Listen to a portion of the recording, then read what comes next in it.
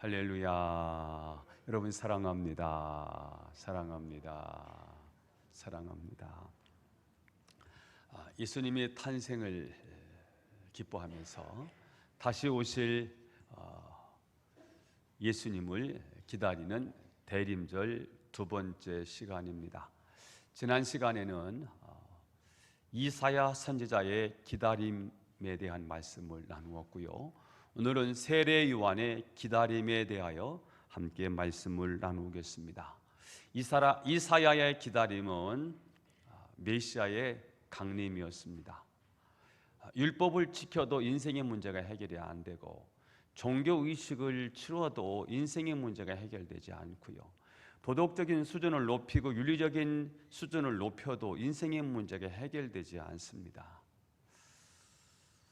점점 힘들고 어려워지는 상황 속에서 하나님이 오셔야만 되겠구나.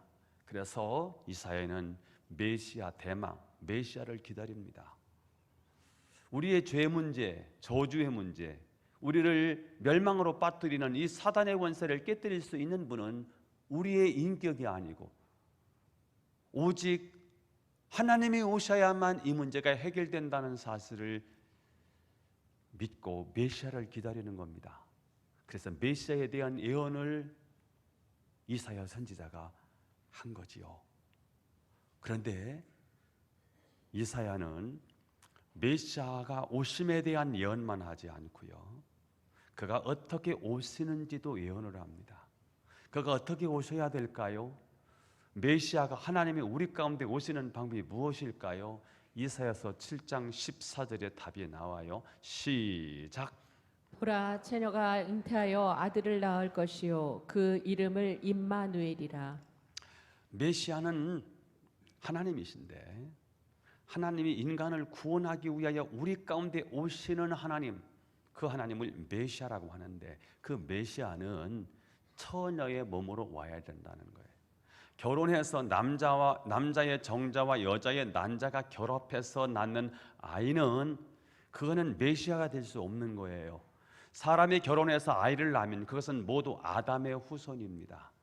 아시성을 가진 사람들은 다 죄 때문에 죽어야 되고 지옥 가는 것이 이게 운명입니다. 그래서 아담의 후손은 안 되는 거예요. 하나님이 오셔야만 인간의 문제는 해결되는데 문제는 하나님이신 그 메시아가 우리 가운데 어떻게 오셔야 될까? 처녀의 몸으로 오셔야 된다는 거예요. 그래서 성령으로 잉태하사 동정녀인 마리에게서 나오셔야만 그분은 메시아가 된다는 거예요.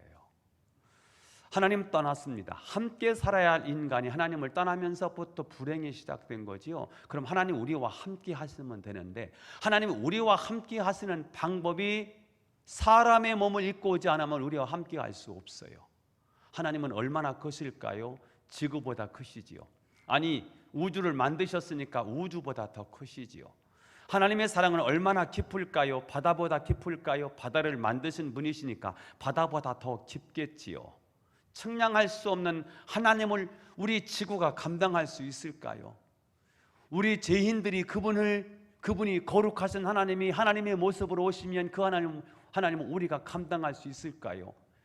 그분이 우리와 함께 하셔야 되는데 그분이 우리와 함께 하시는 방법은 그분이 사람의 몸을 입어야 되지요. 그런데 남자와 여자가 결혼하면 그것은 아담의 후손이고 죄인의 후손이기 때문에 똑같이 죄 속에서 영원한 형벌에 들어가야 되는 운명이기 때문에 하나님이 오시는 방법은 사람의 정자와 난자가 아닌 성령으로 잉태하사 처녀의 몸으로 오셔야 된다는 거지요. 그분이 우리와 함께 하시는 이름 임마누엘, 예언했습니다. 누가 말입니까?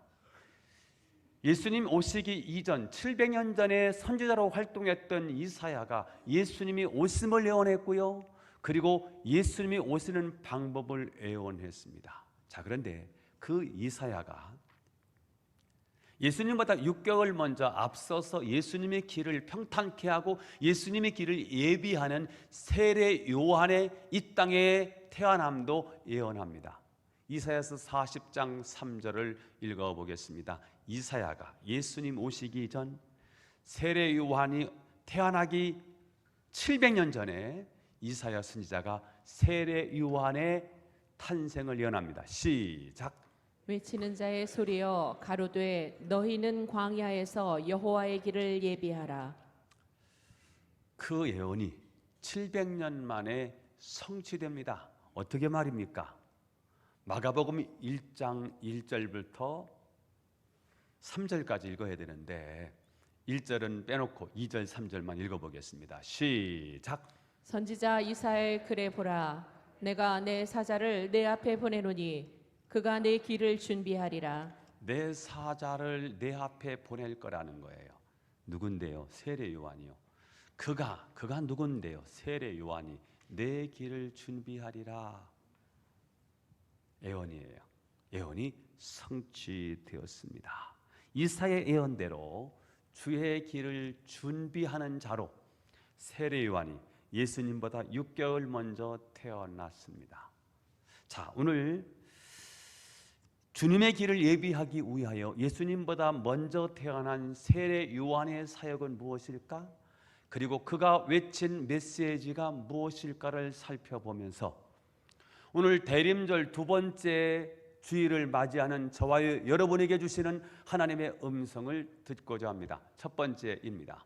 세례 요한의 사역은 무엇입니까?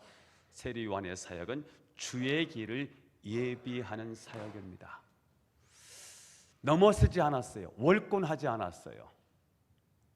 힘들다고 포기하지 않아요. 그가 온 사명을 분명히 했습니다.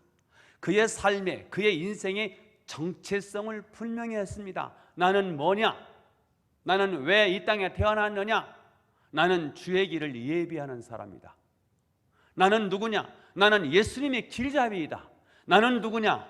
나는 철저하게 예수님의 길을 안내하는 거덜. 누구누구 대감 나가신다. 누구누구 대감 나가신다. 길을 밝혀라. 회이. 그게 거덜이에요. 그 사람이. 그 종이 거덜인 거예요. 거덜먹거리면 죽어요. 그래서 거덜이란 말에서 거덜먹거린다는 말이 나왔다는 거예요. 거덜먹거리면 안 되는 거예요. 거덜. 나는 거덜이라는 거예요. 자, 오늘 본문 3절을 읽어보겠습니다. 3절 시작. 광야에 외치는 자의 소리가 있어 이르되 너희는 주의 길을 준비하라. 그의 오실 길을 곧게 하라. 기록된 것과 같이. 자, 예수님이 이 땅에 오신 것은 구원의 결정적인 사건입니다.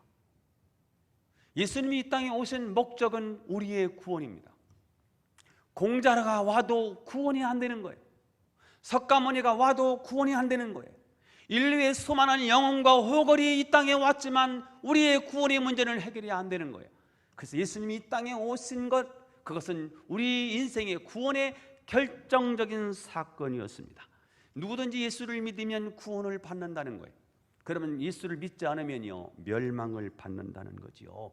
자, 그런데 아무리 구원자가 오셨을지라도 사람들이 그 사실을 모르면 구원을 받을 수가 없습니다. 누군가가 사람들을 주님께로 인도해 올 사람이 필요했습니다. 왜냐하면 예수님이 오셨는데 30년 동안은 갈릴리에서, 저 나사렛이라는 동네에서 우리와 똑같이 사셨습니다. 목수의 아들로 하루에 새끼를 먹었는지 모르겠지만 하루에 3끼 먹고, 그분도 화장실을 가고, 땀을 흘리면, 수고하면 땀을 흘리고요, 열심히 수고를 하면 배가 허기가 지는 것이고요. 우리와 똑같은 거예요. 그런데 오늘날 30세 정도 됐을 때 이분이 공적 사역을 시작합니다. 이분이 감추셨다가 드디어 다시 당신이 하나님이심을 드러내기 시작합니다. 이분이 하나님이십니다. 하나님만이 인류의 구원을 이루시는 분이지요. 이분이 구원자인 거예요. 그런데 이분이 구원자라는 사실을 아무도 모르는 거예요. 더구나 우리와 똑같은 예수님의 모습을 보고, 그것도 갈릴리의 가난한 동네에 사셨던 예수님의 모습을 보고 하나님의 아들이라고 믿는 것이 사실은 굉장히 어려운 일인 겁니다. 이분이 하나님의 아들이라는데 겉모습을 보니까 우리와 똑같은 인간이거든요. 이 예수님, 젊은 예수를 하나님의 아들로 인정하는 것이 결코 쉽지가 않은 거예요. 예수님 스스로가 나는 하나님의 아들이다 이렇게 말씀을 하시는 것보다는 유대 사회에서 인기가 있고 명성을 가진 세례 요한의 메시지가 얼마나 강력했던지 도심지에서 메시지를 선포한 것이 아니고 사람이 없는 광야에서 메시지를 선포하는데 수많은 사람들이 세례 요한이 메시지를 들으려고요 광야로 몰려오지 않습니까? 당시 유대 사회에서 가장 인기도가 높은 저명 인사는 세례 요한이거든요. 요한에게 사람들이 관심이 집중이 되어 있고요. 요한으로부터 은혜를 받았어요. 그 요한이 사회 구성원들로부터 인정을 받았던 세례 요한이 이분이 하나님의 아들이야, 이분이 진짜 하나님의 아들이야 라고 말한다면 사람들이 예수님을 믿는 것이 훨씬 쉬워졌겠지요. 또한 예수님의 공적 상해는 3년밖에 되지 않기 때문에 이 짧은 기간을 효율적으로 예수님이 사역을 하려고 하면 아무래도 미리 누군가가 준비를 해놔야 되겠지요. 그 사람이 세례 요한이라는 거예요. 저희 어머니 때문에 병원을 1년에 한 달에 이렇게 좀 가게 돼요. 그러면 의사 선생님 만나러 가는데 의사 선생님이 막바로 만나는 게 아니고요. 간호사가 먼저 저희 어머니의 혈압 체크하고 온도계로 온도 체크를 다 하고요. 기본적인 검사를 다 해놓고 난 다음에 의사 선생님을 만나게 하는 거예요. 만약에 이 과정이 없었다면, 이 간호사의 역할이 없다면 막바로 혈압 체크 다 해서 의사 선생님이 다 하고 사전에 모든 준비할 걸 다 의사 선생님이 다 한다면 줄을 나라비로 설 거예요. 누군가가 예비해 주는 사람이 필요하겠지요. 그런 사람으로서 꼭 예수님의 사역에 3년의 사역에 정말 중요한 역할을 해야 될 사람이 필요했지요. 그 사람이 세례 요한이었다는 거지요. 그는 사람들에게 전도하고 말씀을 가르치면서 예수님을 만날 준비를 미리 다 해놓습니다. 정말 그는 세례 요한은 자신의 삶은 없어요. 오직 예수님만을 위해서 살았고요. 주의 길을 예비하는 삶만을 위해서 살았습니다. 오늘 6절 말씀을 또 읽어볼까요? 6절 말씀 시작. 요한은 낙타 털옷을 입고 허리에 가죽띠를 띠고 메뚜기와 석청을 먹더라.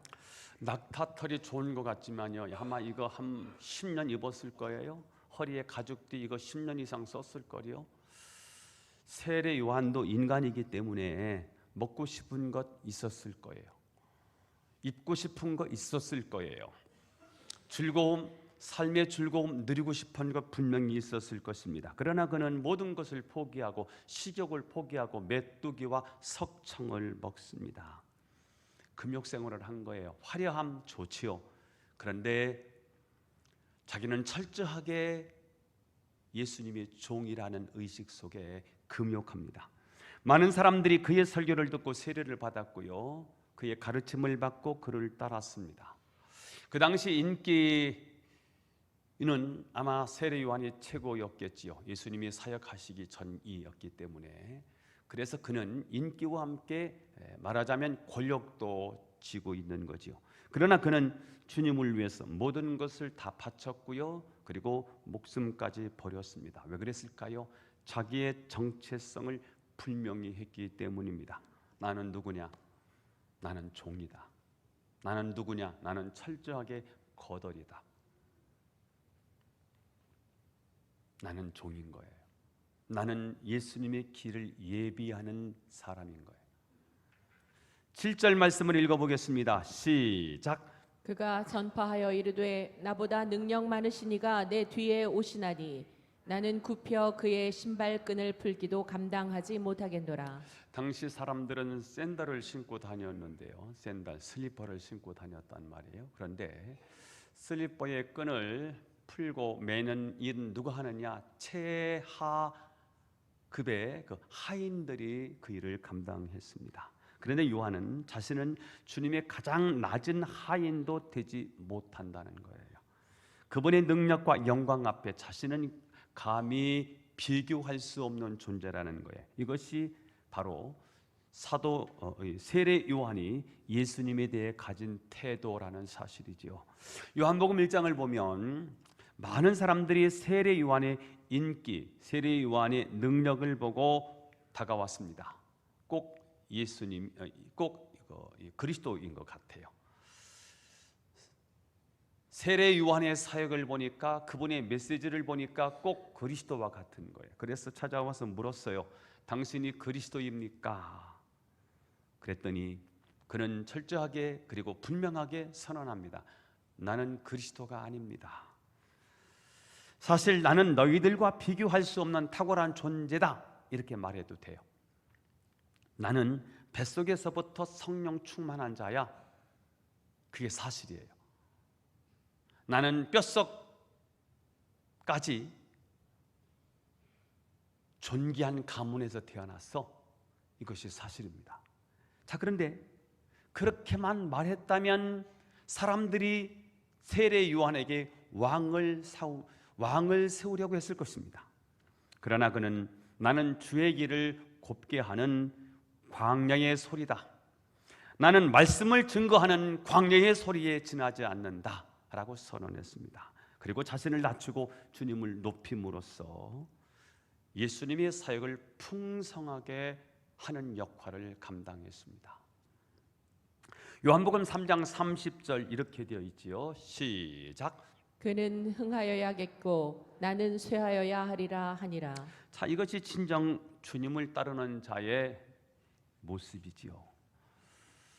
예수님은 어떤 경우에도 영광을 받으셔야 되고 나는 어떤 경우에서도 그 영광의 그늘에 숨겨져 있어야 된다. 세례 요한은 자신의 위치와 사역이 무엇인지 정확하게 알았습니다. 세례 요한에서 배우고자 하는 건 뭐냐면 절대로 사역에 월권이 없었다는 거예요. 예수님의 영역을 침범하지 않았다는 거예요. 이게 쉽지 않아요. 그리고 어렵다고 포기하지 않았다는 거지요. 가끔 그런 경우가 있어요. 일을 한번 시키면 월권이 돼요. 그래서 왜 월권합니까? 그럼 안 해요. 그런데 오늘 세례 요한에서 배우는 게 뭐예요? 월권이 없고 그 다음에 포기가 없다는 것. 이거 우리가 배워야 될 점이라고 저는 생각합니다.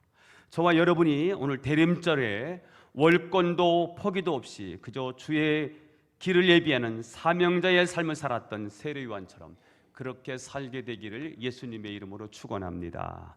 두 번째입니다. 세례 요한이 전한 메시지는 그럼 뭘까? 죄를 회개하고 성령으로 세례를 받으라는 겁니다. 죄를 회개하고 성령으로 세례를 받으라. 시작. 죄를 회개하고 성령으로 세례를 받으라. 다시 한번. 죄를 회개하고 성령으로 세례를 받으라. 다시 한번. 오늘 메시지의 가장 중요한 포인트입니다. 죄를 회개하고 성령으로 세례를 받는 것. 이게 대림절에 주시는 하나님의 메시지입니다. 4절 말씀을 읽어보겠습니다. 시작. 세례 요한이 광야에 이르러 죄 사함을 받게 하는 회개의 세례를 전파하니. 회개의 세례를 전파합니다. 회개가 뭘까요? 헬라어로 메타노이아. 헬라어로 메타노이아, 돌아선다는 뜻이에요. 메타노이아, 돌아선다는 뜻인데 이것은 도덕적으로 돌아온다는 정도가 아니고요, 영적으로 돌아온다는 것을 말해요. 이 메타노이아라는 말이 그 말이에요. 영적으로 돌아오는 거예요. 다시 말하면 하나님이 없이 살았던 삶, 하나님께로 돌아오는 거예요. 이게 메타노이아. 말씀을 거역하며 살았던 삶을 돌이키는 것, 메타노이아. 자, 그런데 오늘 세례 요한의 메시지를 듣고 사람들에게서 영적 자각이 일어납니다. 영적 자각이 뭐예요? 아하, 내가 죄인이었구나. 내가 하나님 앞에 죄로 살았구나. 하나님께 큰 잘못을 저질렀구나. 이 깨달음, 이것을 영적 자각이라고 말해요. 영적 각성이라고 말하는 거예요. 말씀을 들으면 가장 먼저 우리에게 찾아와야 되는 게 뭘까요? 영적 자각이에요. 깨달음이 와야 되는 거예요. 하나님의 말씀이 선포될 때 그 말씀을 듣고 우리 가슴에서요 뭔가 느낌이 와야 돼요. 자극이 와야 돼요. 그리고 잘못됐구나. 베드로가 성령 충만함으로 설교를 했을 때 그 메시지를 들었던 사람들이 가슴을 치며 어찌할꼬, 이게 영적 자각입니다. 말씀을 듣고 영적 자각을 하게 되죠. 자, 영적 자각을 했던 사람들의 반응이 어땠을까요? 5절에 나와 있습니다. 읽어보겠습니다. 시작. 온 유대 지방과 예루살렘 사람이 다 나아가 자기 죄를 자복하고 요단강에서 그에게 세례를 받더라. 자, 수많은 사람들이 세례 요한에게 와서 뭐해요? 자기 죄를 자복했다는 거예요. 자백이에요. 요즘 이게 없어졌다니까요. 자복했다는 거예요. 잘못했구나. 그럼 자복해야지요. 진짜 회개는 영적 자각과 함께 자신에게 있는 모든 죄를 낱낱이 털어놓아야 되는 거지요. 그 죄를 감추거나 죄를 부인하고 죄가 없다고 우겨도 안 되고요. 죄가 별것 아니라고 자신을 정당화하는 것도 어리석은 짓입니다. 어떤 사람이 죄책 고백을 하러 왔어요. 너무 괴로워서. 근데 어떤 사역자가 괜찮아요. 다 그렇게 죄 짓고 사는 거예요. 이렇게 말하면요, 그 사역자 벌 받습니다. 자기가 용서해 줄 수 있는 권한이 있는 게 아니에요. 오늘 넘어지셨군요. 저도 넘어지고 살아요. 우리 어떻게 할까요? 우리 겸손히 하나님 앞에 나가십시다. 이렇게 인도해 줘야지. 자기가 뭐라고? 다 그러고 살아요. 이건 사역자가 아닙니다. 이렇게 사역하면 안 된다는 거죠. 철저하게 자백해야 합니다. 우리가 자녀들을 키울 때 무슨 잘못을 했어요. 애가 나쁜 짓을 했어요. 그럼 엄마 아빠가 교육시킨다고 따끔하게 매를 대기도 하고 막 꾸지람을 주지 않습니까? 그러면서 뭐 하게 하죠? 너 무슨 잘못했어? 왜 그래? 무슨 잘못했나 얘기해봐. 이렇게 얘기해요. 그러면 뭐 이렇게 잘못했어요. 그거 다음에 할 거야, 안 할 거야? 안 할 거예요. 이게 자백이에요. 왜 그렇게 해요? 다시는 그 죄를 지지 말라는 거예요. 다시는 그렇게 하지 말라는 거예요. 우리가 하나님 앞에 살 수 있는 일은 정직하게 죄를 고백하고 용서를 구하는 것 외에는 아무것도 없어요. 요한일서 1장 9절 말씀을 읽어보겠습니다. 시작. 만일 우리가 우리 죄를 자백하면 저는 미쁘시고 의로우사 우리 죄를 사하시며 모든 불의에서 우리를 깨끗게 하실 것이요. 자, 그러니까 중요한 게 뭐냐면 자백이 중요해요. 자백하지 않으면 회개가 안 돼요. 회개는 뭐예요? 돌이키는 거예요. 하나님께로 돌아가는 거예요. 그러려고 하면 선제 조건이 뭐냐면 자백해야 되는 거예요. 죄를 자복해야 되는 거예요. 잘못했어요, 하나님. 내가 이렇게 살았는데 잘못 살았어요. 이거 하나님 앞에 자백, 낱낱이 자신의 잘못을 하나님 앞에 고하는 거예요. 이게 자백이에요. 자백 없이는 회개가 없어요. 그리고 회개 없이는 세례를 받을 수가 없는 거예요. 여기 많은 사람들이 죄를 자백하고 회개했더니 세례 요한이 세례를 베풀어 주어요. 우리가 하나님의 말씀을 듣고 가장 먼저 깨닫게 되는 것이 무엇입니까? 하나님, 내가 너무 교만했습니다. 하나님, 제가 너무 잘난 체했습니다. 내가 너무 설쳤습니다. 하나님 말씀 듣고 가장 먼저 깨닫게 되는 것은 자각이에요. 내가 잘못했구나. 그때 하나님은 우리에게 뭘 요구하시지요? 용서해달라고 해. 하나님, 우리 죄를 용서해 주세요. 내 의로는 용서받을 수가 없어요. 하나님, 용서해 주세요. 그렇게 죄를 자백하고 회개하게 되지요. 그때 세례 요한은 세례를 베풀었다는 거예요. 그렇게 세례를 받은 사람에게 우리 주님은 뭐 하시겠다는 거지요? 성령으로 세례를 주시겠다는 거예요. 자, 그러니까 성령 세례가 오늘 아주 중요한 메시지지요. 8절 말씀을 읽어볼까요? 8절 시작. 나는 너희에게 물로 세례를 베풀었거니와 그는 너희에게 성령으로 세례를 베푸시리라. 나는 세례 요한이 하는 말이야. 너희들에게 물로 세례를 베풀었는데, 그런데 그는 누구고요? 예수님은 너희에게 뭐로? 성령으로 세례를 베푸시리라. 이렇게 말씀을 했습니다.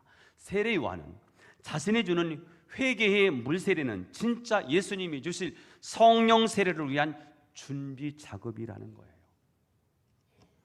다시 말하면 자신은 물세례를 주려고 왔지만 이 물세례를 통해서 우리가 진짜 받아야 할 세례는 성령 세례라는 것입니다. 물은 씻는 역할을 해요. 더러운 옷이나 더러운 그릇을 물로 씻으면 깨끗해지지요. 자, 그런데 물은 돌이나 금 속에 박혀 있는 불순물들은 씻어낼 수가 없어요. 물체의 성격을 바꿀 수는 없어요. 이게 물의 한계이고 물세례의 한계예요.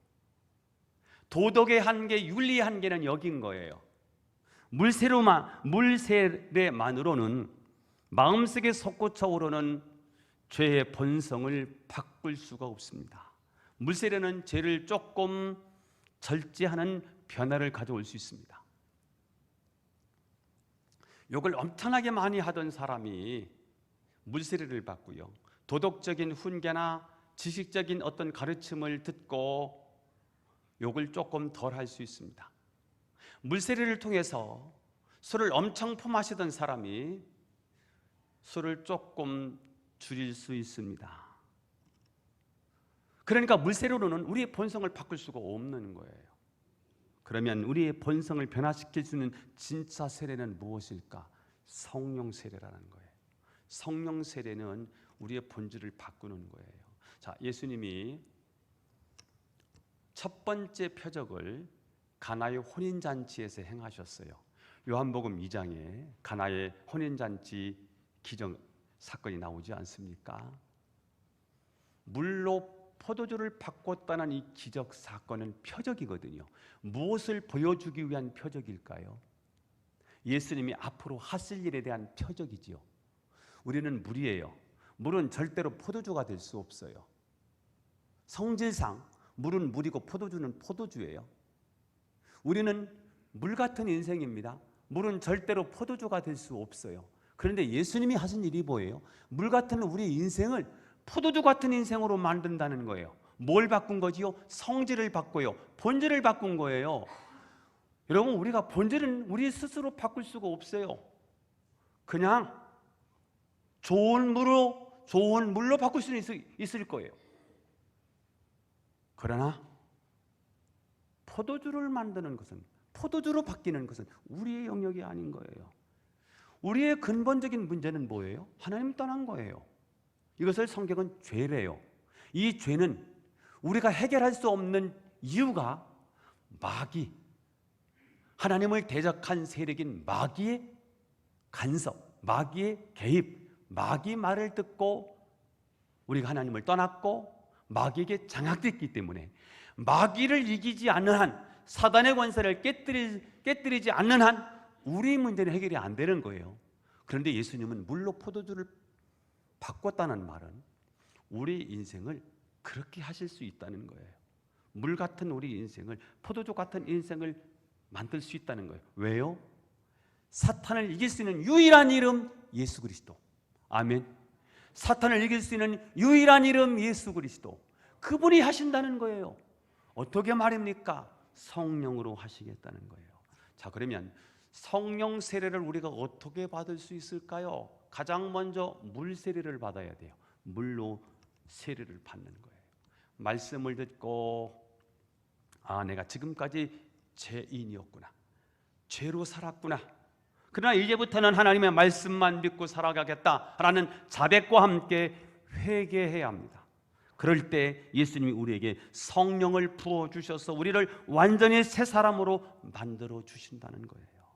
성령 세례는 단순히 도덕적으로 좋은 사람이 되는 게 아니고 우리가 속사람이 새 사람으로 변하는 거예요.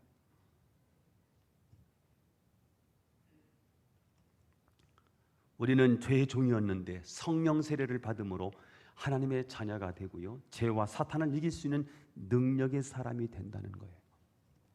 저는 여러분 모두가 성령 세례 받게 되기를 축원합니다.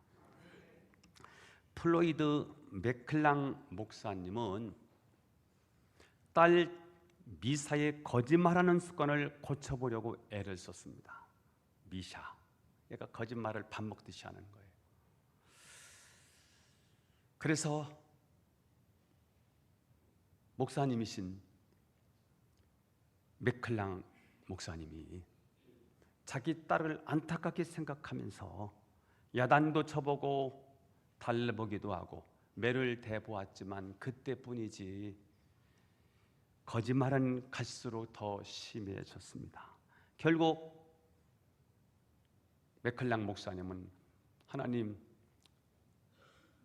저는 도무지 딸 아이를 고칠 수가 없습니다. 해볼 만큼 해봤는데 이 아이는 거짓말하는 습관에서 벗어날 수가 없습니다. 어떻게 하면 좋을까요? 라고 하나님께 기도를 드렸더니 하나님께서 맥클랭 목사님에게 이런 음성을 들려주셨습니다. 딸과 함께 산책을 해보는 것이 어떻겠니? 산책하면서 진지하게 아빠가 딸에게 해야 할 그 말을 한번 해보는 것이 어떻겠니? 하는 감동을 주셨어요. 그래서 딸과 함께 산책을 하다가 멈춰서서, 그리고는 무릎을 꿇고 딸에게 울면서 애원하듯이 이렇게 말했습니다. 미사야, 나는 너를 더 이상 믿을 수가 없어. 아빠가 딸을 믿지 못한다는 건 아빠에게는 얼마나 슬픈 일인지 몰라. 미사야, 우리 어떻게 하면 좋겠니? 미사는 그때 비로소 아버지가 울면서 이렇게 말씀을 하실 때 거짓말의 심각성을 알게 됐습니다. 그때 딸이 아빠에게 다가와서 감싸 안고 울면서 아빠가 다시 나를 믿게 하려면 어떻게 해야 할까요? 그러면서 이 아이가 거짓말이 이렇게 나쁘구나 하는 것을 알게 되면서 하나님 앞에 서게 되었어요. 회개한 거예요. 그때 성령께서 미사의 마음을 만지셨습니다. 그때부터 미사의 거짓말하는 버릇이 완전히 사라졌다는 거예요. 오늘날 우리가 능력이 없는 이유는 물 세례만 알고 있기 때문일 것입니다. 머리로만 예수를 믿기 때문일 것입니다. 성령 세례를 받지 아니하고 또 성령 세례에 대해서 무지하기 때문에 방황하고 있는지도 모르겠습니다. 그렇습니다. 성령이 아니고서는 인간의 상태는 절대로 좋아질 수가 없습니다. 병은 점점 악화될 것이고요, 죄는 점점 더 깊어질 것입니다. 하지만 우리가 성령으로 세례를 받으면 우리는 권능을 받습니다. 오직 성령이 너에게 임하시면 너희가 권능을 받고, 어떤 권능일까요? 죄를 이기는 권능이요. 여러분, 죄를 우리가 이길 수 있을 것 같지요? 죄를 우리가 이길 수 없어요. 죄라고 하는 사실을 알면도 불구하고 우리가 죄를 범하는 이유가 뭘까요? 죄에 낙이 있기 때문에, 죄에도 즐거움이 있기 때문이거든요. 그래서 나쁜 줄 알면서도요, 나쁜 짓을 하는 거예요. 그러면서 죄책감에 시달리게 되는 게 우리들의 모습이잖아요. 죄를 이기는 능력이 우리의 능력이 아니에요. 우리의 인격에서 오지 않아요. 우리의 좋은 성품에서 오지 않아요. 공부를 많이 해서 죄를 이길 수 있을까요? 절대로 불가능해요. 성령이 오셔야 돼요. 성령이 강림하셔야 돼요. 성령님이 우리에게 부어주셔야 되는 거예요. 세례, 우리 물폭탄을 맞으면요, 물세례 받았다고 그러잖아요. 그런 것처럼 세례는요, 우리가 물을 흠뻑 적셔서 적심을 받았을 때를 우리는 물세례를 받았다고 하는 것처럼 성령 세례는 성령의 충만함을 말하는 거지요. 성령에 흠뻑 막는 걸 말하는 거죠. 이것을 성령 충만이라고 말하고요. 성령 충만이 뭘까요? 성령 충만은 성령의 지배를 받는다는 말이에요.